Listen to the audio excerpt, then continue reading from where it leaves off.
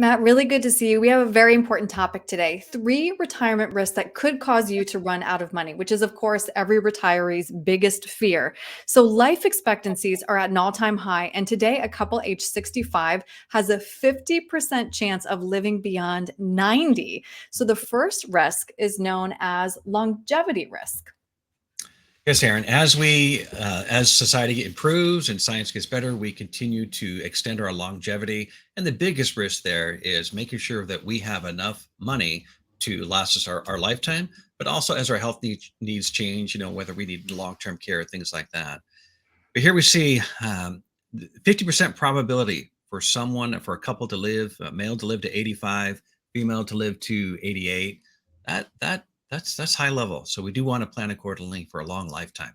Absolutely. We want it to be good news when we're living longer. Don't want to have A to good stress quality about of it. life. That's what we want. Exactly. Very important. Risk number two, changes to Social Security. It's very likely benefits or qualifications may have to change. And I was surprised to learn that among those who rely on Social Security, that benefit makes up 50% of their income. That is correct. And the challenge is that's for married couples. And when one of the couples pass away, well, then the income's going to reduce accordingly. So we need to make sure that we plan for not just the married couple, but also the surviving spouse, which historically is the wife or the female. Yeah, good point. Should be part of that plan. All Exactly. right. So, Matt, the next retirement risk is something that we've been talking about for a very long time. It's been in the headlines now for many years, inflation. And high inflation means simply that you'll have to use more of your retirement savings to maintain your same quality of life. That is true. And the challenge with inflation is the numbers that we hear often don't correlate to what we feel from day to day. I mean, look at the price of eggs, the price of gas Mhm. years ago. Healthcare in our state's up 15%. Auto and home is up, 15. Some people we work with even 40%. So inflation, or Social Security, the COLA is historically not going to keep pace with inflation, and that means we need an alternative income plan. And there's certain steps that we should do or you keep in mind to make sure that we're not outliving our money. Right. Keeping up with inflation is certainly a challenge and a risk. So, Matt, last thing I'd like to ask, what strategies then address all those risks?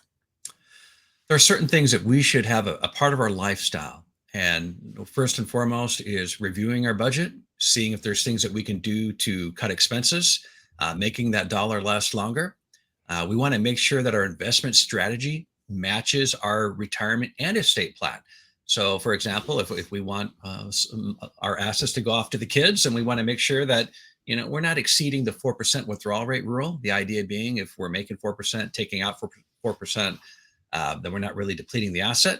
But that's some people don't have kids, and or maybe their kids are doing so much better than them that they're not worried about that. Well, then maybe we could consider changing that a little bit. But for a lot of people who are not retired, they need to consider working longer than they planned, and or turning on Social Security a little bit later than they planned, Because then that will increase your benefit that you'll receive over your lifetime. up to age 70. That's correct. Yeah. Right. You know what's nice though, Matt?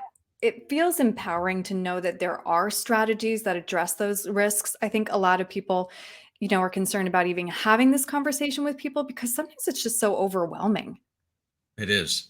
It is. So, what's the best way then to have that conversation with you if somebody would like to talk through those strategies and see what's best for them? In office is always best, or you can give me a call, 425-256-3105. All right, perfect. Matt, thank you so much. Thanks, Aaron.